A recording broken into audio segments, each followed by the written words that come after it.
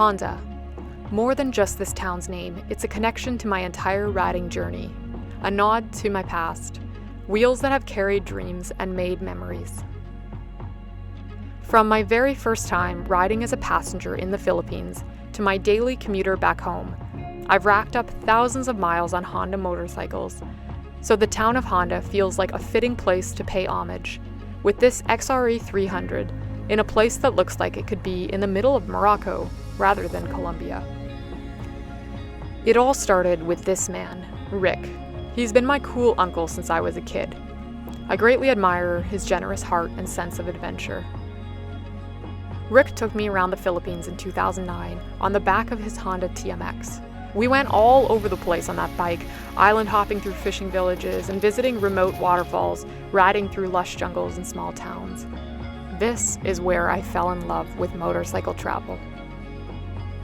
Rick taught me to live open-hearted. He showed me resilience when things didn't go our way, and he modeled respect of different cultures, an appreciation for the beauty of humanity in all its forms. I've since traveled to more than 30 countries, many solo trips on motorcycles. From remote areas in my Canadian backyard to Romania, Vietnam, Thailand, Nicaragua, India, I've had the chance to explore some incredible places on two wheels. And in my hometown of Vancouver, I've experienced the joy of the local motorcycle community. Friendships forged through metal, speed, and the freedom of the open road. Relationships built and strengthened by the bonds of two wheels.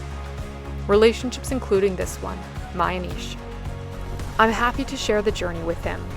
It feels full circle to be here in Colombia on a motorcycle adventure with a loved one through jungles that transport me back to the Philippines 15 years ago.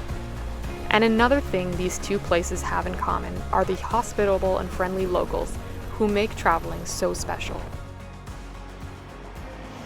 We are here in Santa Elena. It's a beautiful little town, really small little town in the mountains. ¿Y cómo se llama? Sí, usted. Flo Maria. Finding places, little gems like these in the middle of nowhere is really what makes traveling so enjoyable. There's just such a great attitude that Colombians have towards life. I don't think we've encountered a single unfriendly person this entire trip. Wow, it's so beautiful. I mean, how can you be unhappy living in a place like this? It looks like paradise here.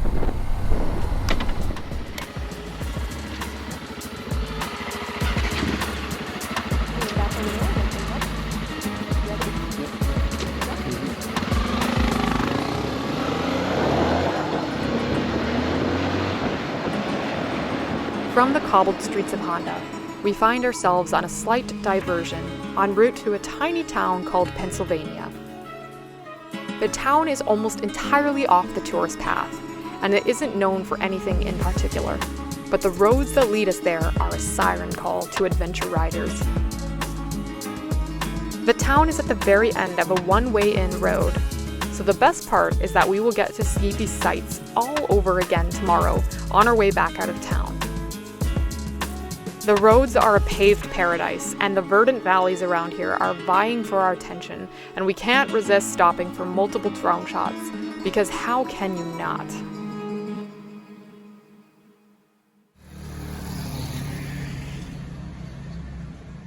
This bell has been going off every 30 minutes or something, and it just goes off incessantly, not just a few rings. This has been happening, I think, throughout the night, definitely since wee early hours in the morning. The laid-back locals seem entirely unfazed, though, which makes me think this must be a regular occurrence. But we don't stick around long enough to figure out the story of the unhinged bell, because we're off to our next destination. It is a gorgeous town here. It's just so beautiful here. I need to learn some new adjectives to describe Colombia because I keep just saying it's so beautiful. Stunning, breathtaking, radiant, no matter what adjective you use, words simply don't accurately convey the majesty of this place.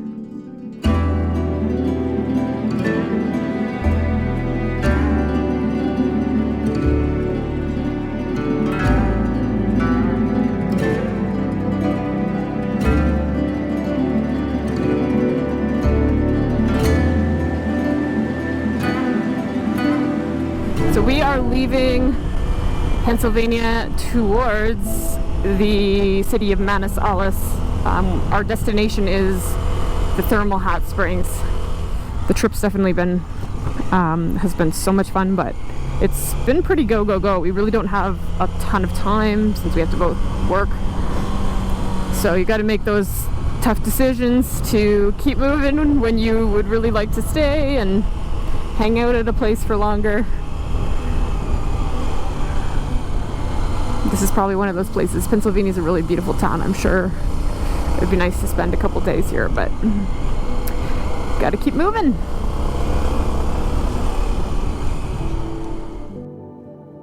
We pass through a typical mid-sized town and navigate the cacophony of traffic, getting a true taste of local life. Oh, it's one way? Sí, claro, gracias.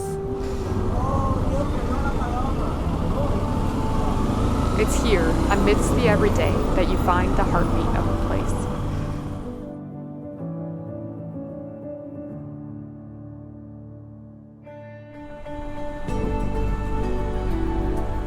As we leave the town behind us, we enter into the fringes of Colombia's famed coffee district.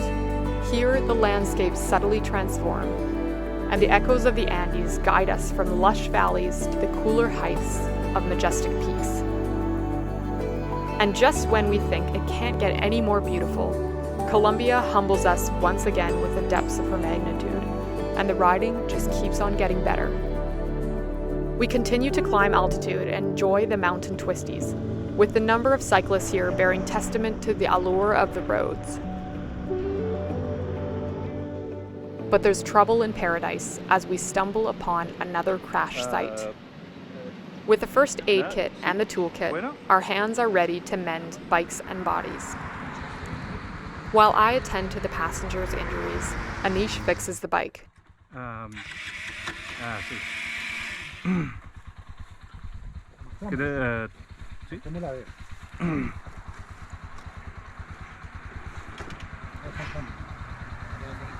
After some tinkering and a jump start, the bike is back in business. All right, we got us work.